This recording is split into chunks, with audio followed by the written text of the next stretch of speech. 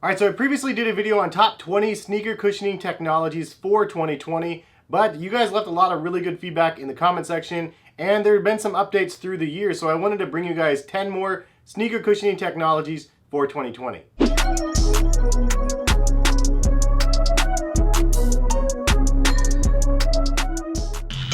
What is going on, guys? Hess here, CollectiveKicks.com. If you guys haven't followed my website yet, go check it out in the description. Basically, I post a collection of sneaker deals that I find and curate for you guys from Nike and Adidas and Foot Locker and those type of stores. So this video is going to be sponsored by Reshoevn8r Premium Sneaker Cleaning Products. If you haven't used the products yet before, I highly recommend you guys getting this signature shoe cleaning kit. It's their flagship patented set that comes with the shoe cleaner, the soft, medium, and stiff bristles, along with a laundry bag and the shoe trees, and a microfiber towel. In my opinion, it works best with like running and mesh sneakers, and you can clean them up really nice first, and then use the laundry bags and the shoe trees and give it that deep clean in the wash. It really does come out great, and it does make a really excellent gift for any sneaker friends or people that you know that might need to have some sneaker cleaner. You can also get their sneaker laundry detergent, which smells really good, as well as a box of sneaker wipes where you can use them on the go or for traveling. And lastly, I'd recommend using their water and stain repellent on your Jordans and whatnot, as long as it's not patent leather. Everything else works really well. If you're interested in shopping their products, check the link in the description. It'll take you over to their site and you can explore all of their excellent options. Reshoevn8r has been a longtime sponsor of the channel and one that I really believe in, so appreciate you guys if you go check them out. This video, I wanted to cover 10 more sneaker cushioning technologies for 2020 thus far. I've actually reviewed quite a few of these shoes through the year, so if you haven't seen my channel, maybe I should create like a sneaker cushioning playlist or something like that. I'll try to figure something out and put it in the description. But in this video, I'm not going to be presenting these in any specific order. Just wanted to let you guys know of 10 other sneaker cushioning technologies that have surfaced or that I missed in the previous video. So let's go ahead and get into it. For the number 10 spot, we have Nike Crater Foam. So if you guys have seen the Space Hippies, and then they also have some slides and some other miscellaneous shoes that have Crater Foam attached to it. This stuff is actually a recycled foam that Nike's utilizing to basically cut down their carbon footprint. If you've seen the Space Hippie shoes, which I haven't got my hands on a pair yet to do a review, hopefully I'll get one soon. But the Space Hippie collection, there's 4 different shoes that use the Crater Foam. They also have ZoomX that's recycled in some of those, so the comfort might be a little bit better. Crater Foam by itself, though, isn't really that good. It's not very comfortable, but it is made from recycled material. Crater Foam is a blend of standard Nike foams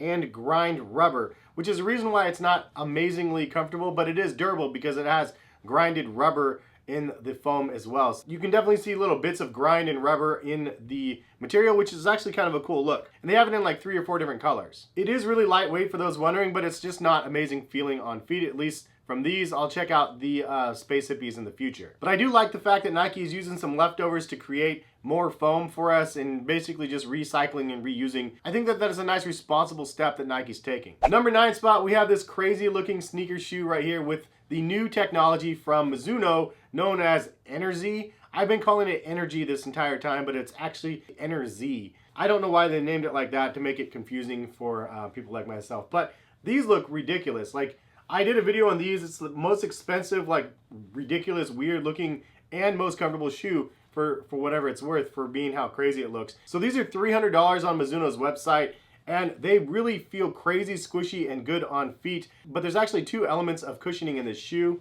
Mizuno Energy Foam, offering versatility in its application while still maintaining softness and resilience. It helps enhance performance and capabilities. So the foam is on the outside of the shoe, but then it also has this Mizuno Energy core that is in the middle of the shoe. So it's kind of a dual density foam. This one delivers the most resiliency and softness, and it improves comfort and adds spring to drive optimum performance. And this signatured running shoe with bounce takes all of their softest material, new technologies, and combines them into a product that puts a crazy bounce in your step. I have to say that this shoe was a perfect gimmick to bring to the market because of the really ridiculously bulbous look of it. However, the technology itself is actually pretty good, and they do have some regular looking running shoes now that they've introduced to the market that have that Energy material in it. I haven't tried those ones, but this one is ridiculously comfortable on feet.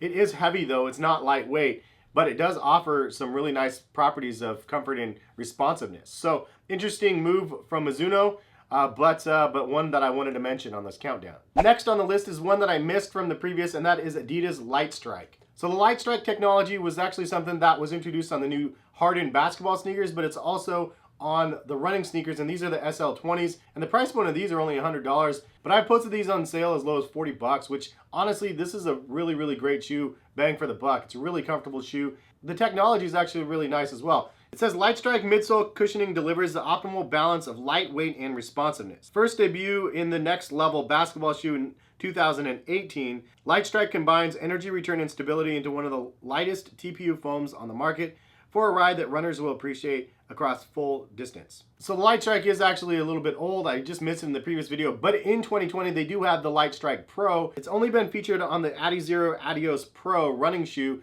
and I haven't been able to get my hands on that model yet, but I really want to try it because supposedly it's really soft comparison to the regular stuff. So this is a little bit firmer. It's not amazingly crazy soft and squishy, but it is really lightweight. The Lightstrike Pro is something that I really want to check out though and see how soft and squishy that can feel on feet. But all in all, Lightstrike is pretty good and definitely worth taking a look at if you haven't seen it thus far. So next up on the list is a new one from Puma that I have not even tried yet. It's brand new. I haven't even seen it in stores yet personally, but it's Zetic or Exitech. I don't really know how to say the name. So basically Puma and MIT Design Lab worked together with a bunch of different runners, took back some data elements, and then created a cushioning technology that the result was a structure shaped like a horizontal number 8, which is a characteristic of Zetic. So the whole concept of this midsole cushioning, how things kind of collapse together, is the different structures of the 8s that they have embedded in this foam technology. So I'm curious to see if it's lightweight or not, and how soft and squishy it feels, and if it can kind of cut left and right or not, or if it's just going to be specifically for running forward. I'm not really sure how this is going to look, but it is kind of cool to be able to see different innovations in technology, and this is just another one where it's a little bit outside of the box. So next on the list we have one of my favorites to date of 2020, and that is New Balance Fresh Foam X. Now previously I mentioned New Balance Fresh Foam, but Fresh Foam X is a completely revamped version, and I've covered this on the channel quite a bit. The shoes are really amazing. It's super soft and squishy, at least on my feet, and the distribution of the Fresh Foam on the 1080 V10, specifically this model, is unbelievably good. The traction is good. The curvature to the shoe, it feels almost like a rocker, but like in the best way possible, because honestly I don't really like the Hoka rocker feel. This one delivers it in just a way where you can feel the cushioning in the heel, you can feel the cushioning in the forefoot of the shoe. But Fresh Foam X is a midsole that delivers enhanced softness and more energy rebound than the predecessors. So basically it's just like a revamped, improved upon version of regular Fresh Foam. Very impressed with Fresh Foam X though, and I like the 1080 V10 more than the more V2 or whatever those ones were. I didn't really like those ones. They were too big. And these ones were actually just right. They also have another one that I'm throwing in as a bonus, New Balance Fuel Cell, which is another one that I missed, I believe. And Fuel Cell is a performance EVA foam which delivers New Balance's highest energy return ever with a minimum of 55% rebound despite being lighter than traditional foams. So they're positioning the Fuel Cell as like the more responsive versus the more cushioned, I guess. But honestly, these are really soft on feet, at least for me as well. This foam is really soft and squishy. So somewhat similar, but surprisingly good on both the technologies from New Balance. So another one that I missed on the list previously is Saucony Power Run Plus. Now I mentioned that they had Everrun, which was a Adidas Boost-like substance. It was really the closest thing on the market that we've seen like Adidas Boost, with it had the fused pellet sort of feel to it. But now they have Power Run Plus, which is like a different compound than what they used for Everrun, and it is pretty good on feet. It says Power Run Plus is springy, powerful, flexible, very durable, and 28% lighter than a predecessor Everrun. It's noticeably bouncier and dramatically more durable, and I could say from trying the shoe, I could say it's pretty much on par for that. It is springy, powerful, very durable, and lightweight. However, it's not amazingly soft and squishy. So I know this is like a high cushion shoe, and a lot of people say they're very well cushioned, but really for my feet, from a walking and just casual perspective, the 1080 V10s are way softer on feet. These definitely have a more durable, responsive, snappy feel to them, but they're not like crazy soft on feet. At least that's my 2 cents. And this model is a Triumph 17, but they also do have a new Power Run PB as well. So it's like a different version of the same thing. This one is firmer and more springy, but they have the PB version, which is the ultra lightweight, energy return, max bounce, super responsive cushioning, blah blah. Those are the type of things that the PB offers, and that is in the Endorphin Pro, which I did a video review on as well. And that shoe was really good as well. It did have a rocker sensation because those ones had the carbon fiber plate in them, and for runners and stuff, I think that shoe is going to be really amazing. But for casual, I didn't really love it as much. I need that same exact technology without that carbon fiber plate. But for comparison reasons, the Power Run Plus versus the Power Run PB, the PB is much softer on the Endorphin Pro than this stuff is. meaning it's probably less durable and stuff. But if you're looking for more cushioning, then definitely the PB is a softer version in my opinion. All right, next on the list, and I've covered this one on the channel a number of times since my previous video of the top 20 sneaker cushionings, and that is the Hyperburst from Skechers. Yes, I still am shocked that Skechers has a sneaker cushioning technology that's actually decent, and it's their own, and they didn't steal it from somebody else. I'm impressed, and it is a really decent cushioning technology though. I hate to say it, but it's true. The original Burst technology that they had was not a technology at all. It was a textured foam. It was literally a crap foam midsole that they textured it to make it look like Adidas Boost. This is actually really good. It's created using a supercritical process, and that process creates an extremely lightweight and resilient material for long wearing, durability, and responsiveness. That supercritical process is basically like a pressure cooker. They take a really small, like baby midsole almost size-wise, and then they put it through like a pressure cooker process and it expands out, which is why you have this weird cellular look to the midsole, which is something different. It's not something we've seen a lot of, but the final results actually look pretty cool, and more importantly, it's really comfortable on feet.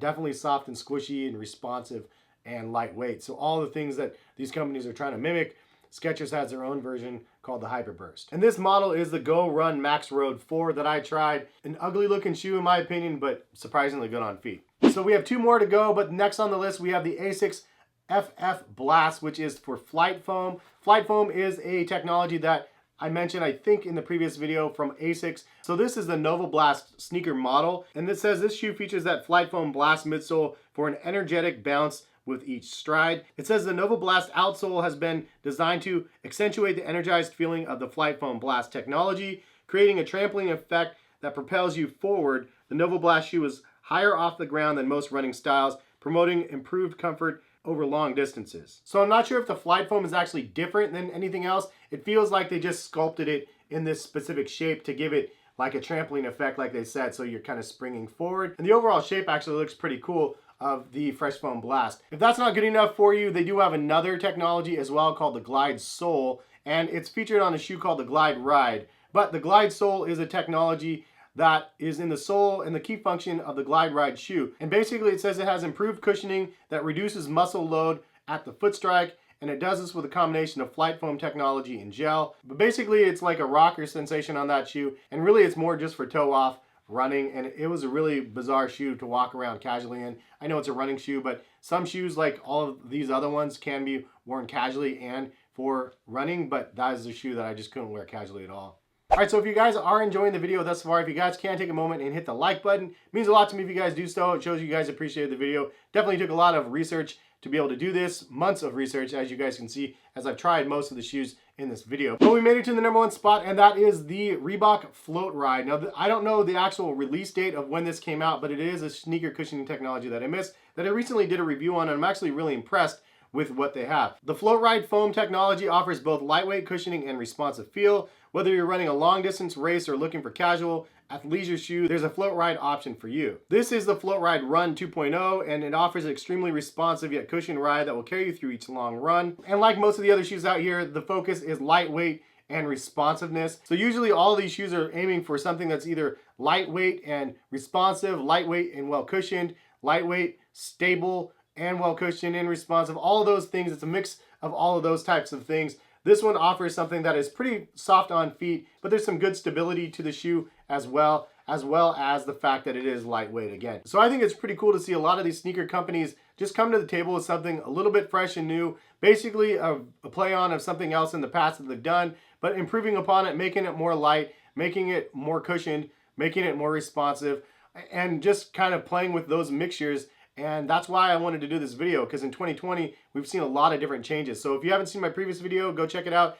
Check out this one. And then if you have any other future suggestions around sneaker cushioning technologies for videos, I'm always interested in them. So leave a comment in the comment section, because it's just fun for me. Honestly, I just love seeing the different evolutions of stuff that companies are coming up with.